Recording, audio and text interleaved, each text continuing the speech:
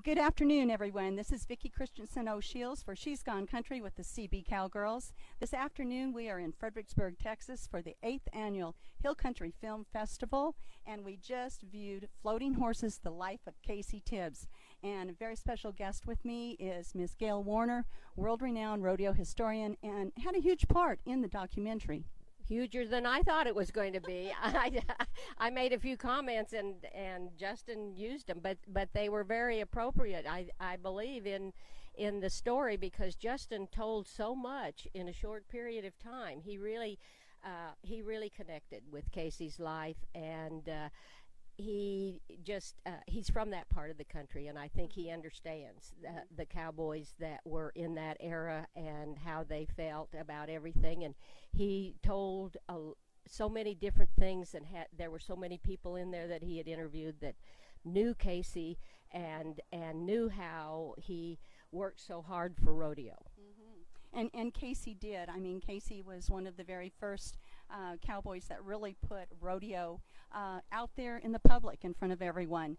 And of course, I was a small girl growing up on the ranch in Oregon when Casey used to stop by and help gather cattle. And I remember him, but I don't remember him as well, Gail, as you do. And you have so many wonderful stories about his great big heart.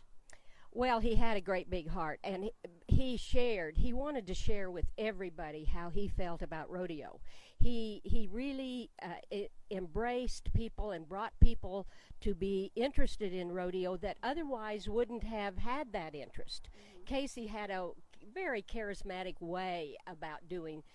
The cowboys all thought he was a devil because he was always playing tricks on them, and he didn't like to be the brunt of a trick, but he liked to play tricks.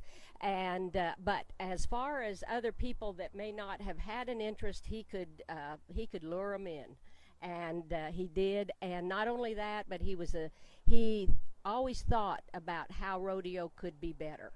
And like Justin said in the movie, he made the national finals happen.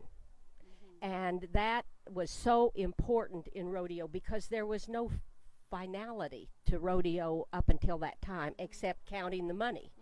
And this way the cowboys had an opportunity to shine the top 15 in every event, and before that didn't happen. Well, and the very first NFR was in Dallas, Texas in 1959, and of course today the National Finals Rodeo, or the WNFR as it is known, is in the City of Lights, Las Vegas, Nevada. So every cowboy in every event, top 15 in the world, that are lucky enough to win a spot to go to Vegas, they really should say thank you, Casey. Yes, well, Casey had the outspoken way about him that he didn't hesitate to push what he felt that rodeo needed. And as a matter of fact, I do a lot of research in my work with rodeo, and he had a column in the sports news, and I know he probably had help with that, but his thoughts were in that column, and I thought that was so unique. I don't think anybody ever realized that he even had a column in the sports news back in those days. That's amazing, and I did not realize that. And Gail, I just think a tip of the hat to Justin for the fantastic job he did. He worked at it for 4 years, and he labored over it, and he got a lot of people interested in it. He got a lot of people to comment on it, and Justin's a master. Justin is a master at doing documentaries, and this is not the first one he's done. And I am sure he is going to get awards on this. Well, I truly believe in my heart of hearts he certainly should. The audience enjoyed it today. It was a packed house, and we just feel so honored to be here at the Hill Country Film Festival in Fredricksburg, Texas. Gail, my good friend, I love you. Thank you so much on behalf of the CB Cowgirls and She's Gone Country. It's such a pleasure to visit with you. It's always a pleasure to be with you girls. You do so much good. Thank you, Gail. This is Vicki Christensen O'Shields from She's Gone Country with the CB Cowgirls.